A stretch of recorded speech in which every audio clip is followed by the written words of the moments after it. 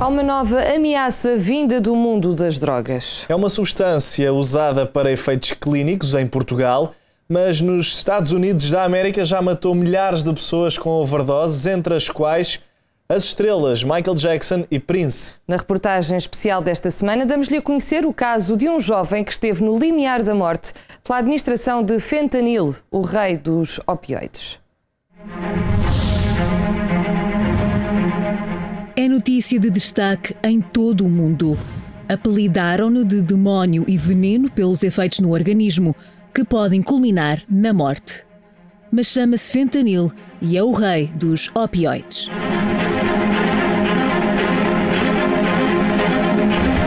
Fentanil é um opioide sintético e que, como opioide sintético, é idêntico na sua composição e na sua caracterização a outros opioides, nomeadamente comparando com a morfina, mas quando eu digo é muito, chega a poder ser 100 vezes mais potente, por exemplo, do que a morfina. É um fármaco potente, como opioide, inclusive mais potente que a heroína, mas é um fármaco muito útil para o tratamento da dor dos doentes atualmente. E por isso é usado em contexto hospitalar desde 1967. Contudo, as suas particulares características não permitem que seja administrado a qualquer pessoa. Digamos que esse medicamento habitualmente é prescrito em situações de patologias associadas a uma dor crónica, uma dor severa. Não quer dizer que seja um medicamento de primeira linha, portanto significa que já houve outros anteriormente e de qual a pessoa não resultou e por isso necessita de um medicamento mais potente, e é para controle dessa dor que muitas das vezes está situada a situações, patologias oncológicas, mas não só. Se classificarmos as dores em graus, de 0 sem dor, grau 1, grau 2, grau 3, ele vai ser utilizado para as dores severas de grau 3. É um medicamento, portanto, muito seletivo para tratamento de determinadas situações dolorosas e que tem efeitos adversos que podem ser graves. Os opioides têm diversos efeitos. Além de serem potentíssimos analgésicos, eles podem deprimir o centro respiratório, são obstipantes, dão obstipação intestinal, podem dar prurido e dão um efeito de torpor relaxante ou eventualmente eufórico. E esta é o principal efeito pelo qual procuram fora do efeito terapêutico para doenças. Mas essa procura ainda não chegou às ruas lusitanas. Portugal ainda mantém no topo outras preferências. A substância mais referida são os canabinoides. Portanto, não é a heroína. Embora nos serviços, o maior predomínio de pessoas que se encontram a fazer tratamento seja por dependência de opiáceos, mas de novos casos a substância principal já não é a heroína, é sim canabinoides e álcool. Mas do outro lado do Atlântico, a história é outra.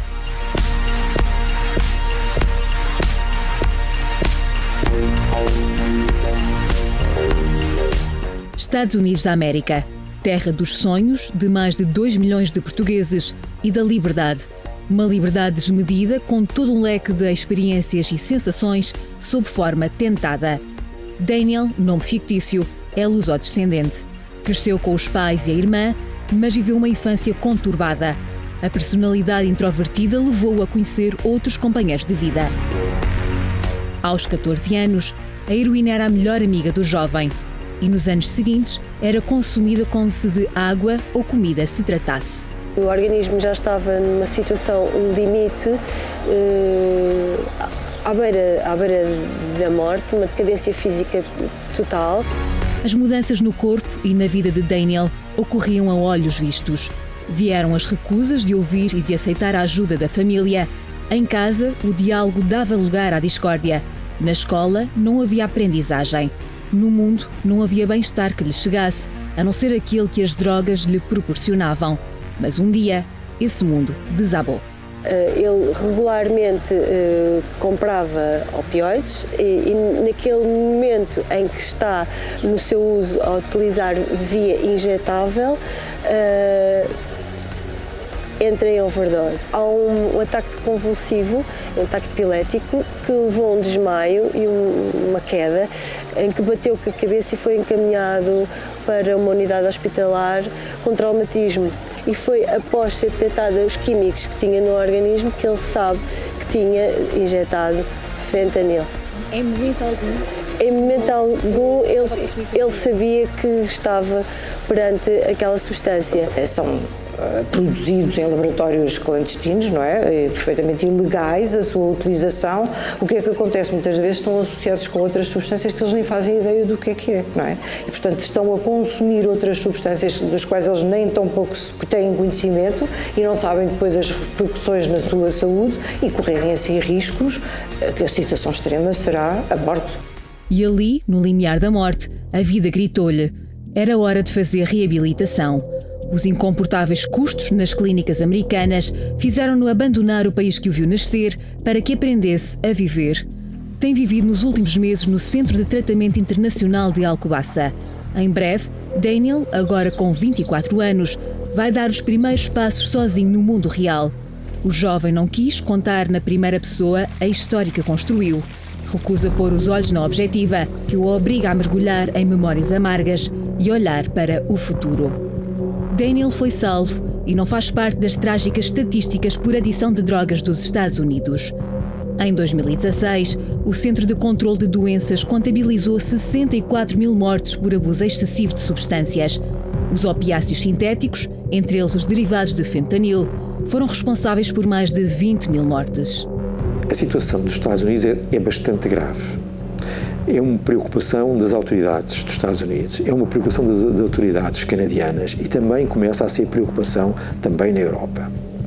Porque é preciso aprender com os erros dos outros. O número de mortes por opioides, e nomeadamente pelo fentanil, ultrapassa inclusive num número astronómico cerca de 3 vezes mais que as mortes por overdose de heroína, por exemplo. Morrem mais doentes pelo consumo de opioides do que pelo consumo de heroína. Michael Jackson foi a primeira estrela a quem foi associado o uso de fentanil. As autópsias de Prince e de Tom Petty também revelaram a presença da substância no organismo, apontado como principal causa de morte por overdose por opiáceos. Mais recentemente, Dolores O'Riordan, vocalista dos The Cranberries, foi encontrada sem vida em casa. Cometeu suicídio com a toma de vários comprimidos com fentanil. São os casos mais conhecidos, mas entre eles há muitos anónimos, em especial na América. Eles têm uma forma de prescrição e da utilização do medicamento muito diferente da nossa, da Europa. Eles, como também não tinham a disponibilidade que existe em relação à heroína, como existia na Europa, eles próprios, na utilização de consumos de opioides, recorreram através de um mau uso deste medicamento, exatamente porque não havia tanta referência e tanta possibilidade da chegada mediante os tráficos, não é? As rotas da heroína à América. Portugal tem regras apertadas quanto à administração e ao uso da substância no país. A preocupação remonta ao início da década de 90, altura em que uma reforma jurídica foi assinada pelo então Primeiro-Ministro Aníbal Cavaco Silva e o Presidente da República Mário Soares. A legislação prevê uma pena entre 4 a 12 anos de prisão para quem prepare, ceda, venda ou transporte, entre outras ações, um conjunto de substâncias, entre elas o rei dos opioides. No entanto, o fentanil já deu os seus sinais de abuso em território português, muito pela chegada da novidade à Europa. No espaço de 12 meses, a sensação de êxtase e de euforia proporcionada pela substância matou dezenas de pessoas no Reino Unido e outras tantas acabaram por ser hospitalizadas. Na Estónia, o consumo de fentanil chegou mesmo a substituir a heroína.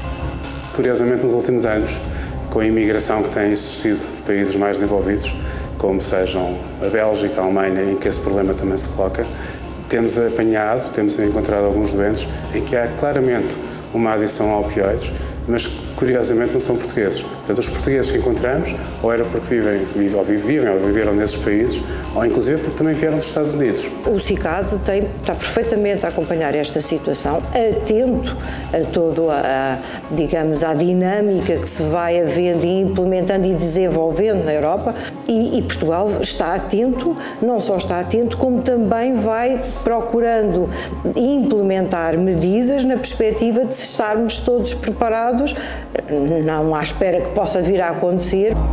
Portugal está atento. Mas será que algum dia chegaremos a uma situação semelhante à dos Estados Unidos? Essa hipótese, coloca-se só em situações de má prática clínica, que poderá haver pontualmente, alguém poderá fazer. Não há bela sem senão, quer dizer, há pessoas e pessoas, há médicos e há médicos. Acredito que se há no mundo todo, porque é que não haverá em Portugal?